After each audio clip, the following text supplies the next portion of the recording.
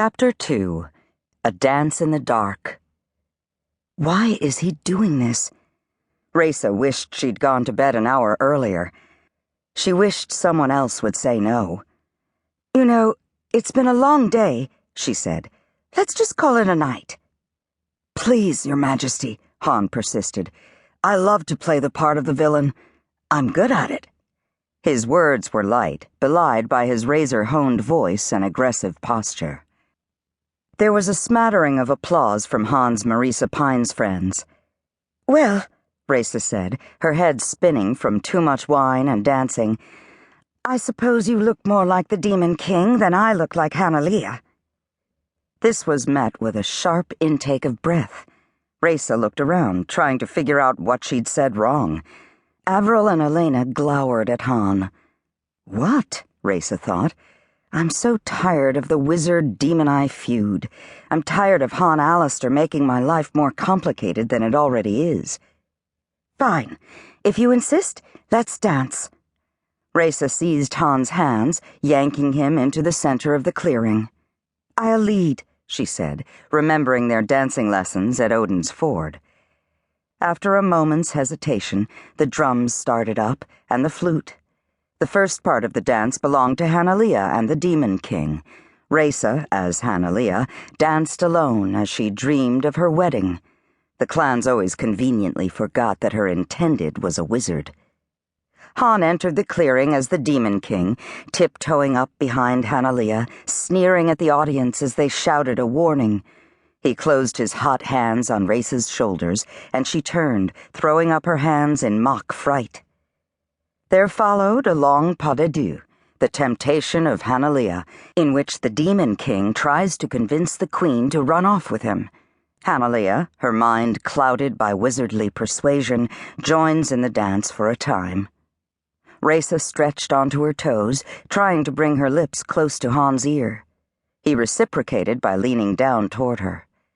"What do you think you're doing?" Raisa demanded. "Do you have a death wish?" "Probably," Han whispered, his warm breath in her ear. "But this is the only part I'm allowed to play." And then, loudly, "Come away to my fine palace where I will seduce you with enchantment." And so they circled the clearing in a sensuous dance, their bodies twining together as the Demon King bent her to his will. Han's hands closed around Raisa's waist, nearly meeting on either side, and he lifted her, turning, her skirts belling out, the campfire and assembled clanfolk reduced to a smear of color and muddled sound. His face was inches from hers, sweat beading on his upper lip, a faint reddish stubble on his cheeks and chin. He'd been drinking. She could smell high country wine on his breath. His cheeks were flushed and his eyes overbright.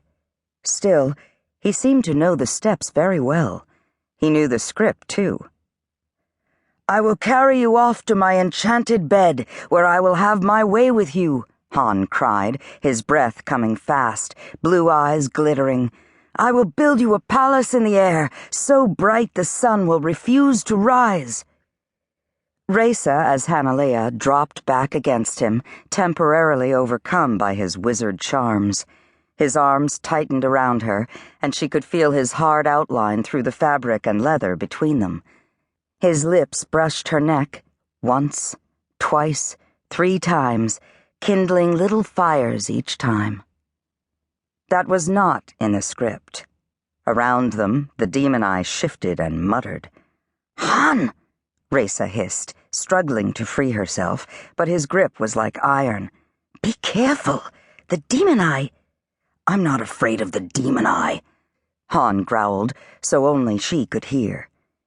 "I'm tired of sneaking around like an abbot on the strum." Han looked over at Nightwalker and smiled.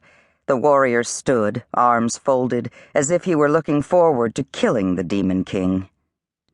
"I thought you didn't want anyone to think there was anything between us," Raisa persisted. "Don't worry. Nightwalker thinks I'm doing this to yank his sensitive demon-eye tail." "Don't you